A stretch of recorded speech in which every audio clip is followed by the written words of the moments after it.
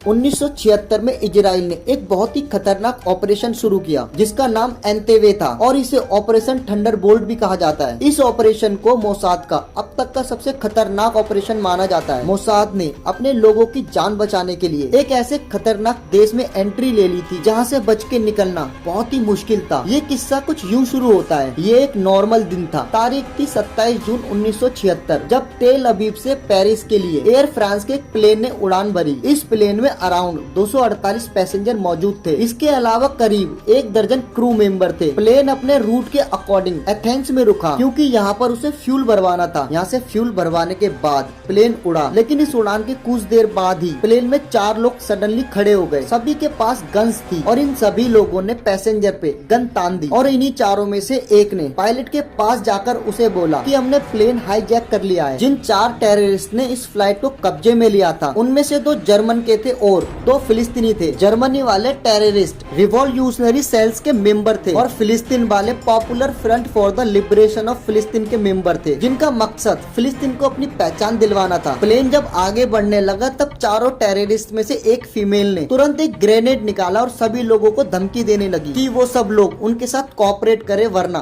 Flight को बम से उड़ा दिया जाएगा। प्लेन में हलचल मच चुकी थी। सभी लोग बुरी तरह डर गए थे। इस बीच इन चारों में से एक टेररिस्ट ने पायलट के पास जाकर उसे ऑर्डर दिया कि प्लेन को लीबिया के शहर बेनगाजी में ले जाए। यहाँ पर प्लेन को करीब 7 से 8 घंटे के लिए रोका गया था। इस टाइम तक हर जगह ये बात फैल चुकी थी कि प्लेन हाईजैक हो चुका है। पहले मोसाद को लग रहा था कि प्लेन में फ्रांसी लोगों को बंदी बनाया गया है, इसलिए वो रिलैक्स था ये सोचकर कि ये प्रॉब्लम फ्रांस की है। लेकिन जब मोसाद को पता लगा कि प्लेन में मौजूद पैसेंजर्स में से करीब 100 पैसेंजर यहूदी है जिनमें से 90% इजराइल के लोग हैं, तब इजराइल इस मामले में एक्टिव हो गया। इन सबके बीच हाईजैकर्स ने अपनी डिमांड हर किसी के सामने रखी। उन्होंने करीब 50 से ज्यादा फिलिस्तीनियों को रिहा करने की मांग की जो इजराइल और बाकी देशों के जेलों में बंद थे। टेररिस्ट ने कहा कि अगर इन सभी कैदियों को रिहा कर दिया जाए उसके बाद ही हम सभी पैसेंजर को सेफली छोड़ेंगे। हाईजैकर्स की डिमांड के बाद इजराइल और फ्रांस की एजेंसियां एक्टिव हो गई और इस बीच हाईजैकर्स ने युगांडा से कांटेक्ट किया। उस टाइम युगांडा की कमान इदी अमीन के हाथ में थी जो अपने खतरनाक नेचर की वजह से काफी फेमस था। इदी अमीन के किस्से इस तरह से फैले हुए थे कि वो इंसान का मांस खाता है जो कि इंडियंस का भी दुश्मन था। इदी अमीन ने अपनी सिंपैथी हाईजैकर्स के साथ जताई और प्लेन को युगांडा के एंतेवे ले आया गया। अब जब हाईजैकर्स की डिमांड सामने ही आ गई थी तो इजराइल ने अपने लोगों को बचाने के लिए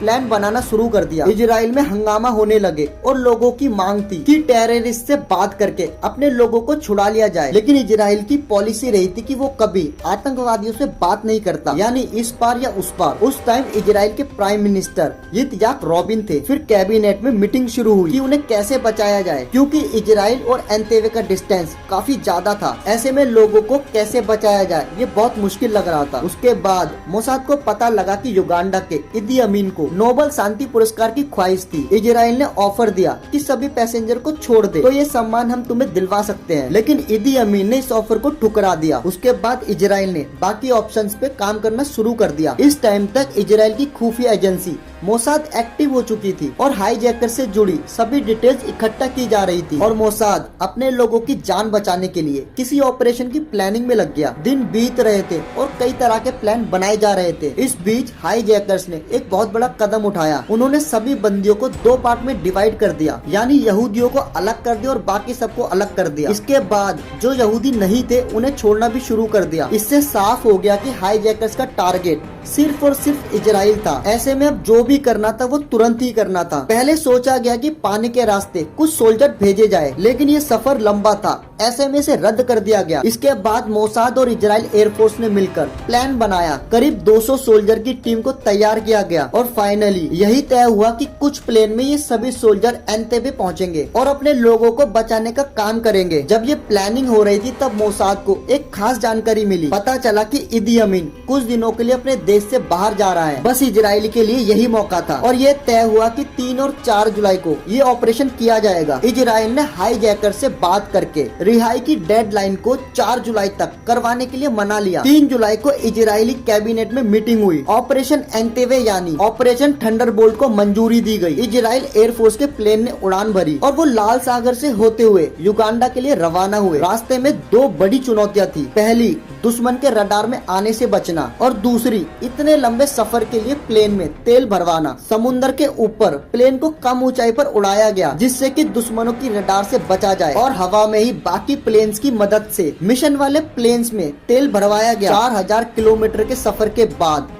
इजरायली सोल्जर एंतेवे पहुंचे। अंधेरा हो चुका था जैसे ही सोल्जर उस एयरपोर्ट पर पहुंचे जहां बंदियों को रखा गया था। युगांडा की सेना ने उन पर फायरिंग शुरू कर दी। इजराइल सैनिकों ने कार का इंतजाम किया था जो इदी अमीन की गाड़ी से मिलती जुलती थी ताकि युगांडा के सोल्जर उन पे हमला न करे, लेकिन उनका ये प्लान फेल हो गया। ऐसे में इजरायली सोल्जर ने तुरंत ही उस जगह पर हमला कर दिया जहाँ पर बंदियों को रखा गया था। इजराइल के सोल्जर्स ने दुश्मनों को मारना शुरू किया, लोगों को निकालने का बंदोबस्त किया। सोल्जर्स ने सभी हाईजैकर्स को मार दिया। युगांडा के कई सैनिक भी मारे गए। इजराइल के लोगों को तुरंत प्लेन में लाया गया और सभी को बचा लिया गया। इस पूरे मिशन में इजराइल का सिर्फ एक सोल्जर मारा गया था और मोसाद अपने सभी लोगों को प्लेन में बैठाकर अपने देश ले आए। तो दोस्तों वीडियो को एंड करते हैं। इस मिशन से आप लोगों को पता चल गया होगा मोसाद कितनी खतरनाक एजेंसी है। आई होप आपको वीडियो अच्छी लगी होगी। अगर आपको वीडियो अच्छी लगे तो इसे लाइक कर देना, मुझे कमेंट करके बताना आपको वीडियो कैसी लगी। अगर यूट्यूब पे ये वीडियो देख रहे हो तो चैनल को सब्सक्राइब कर देना, और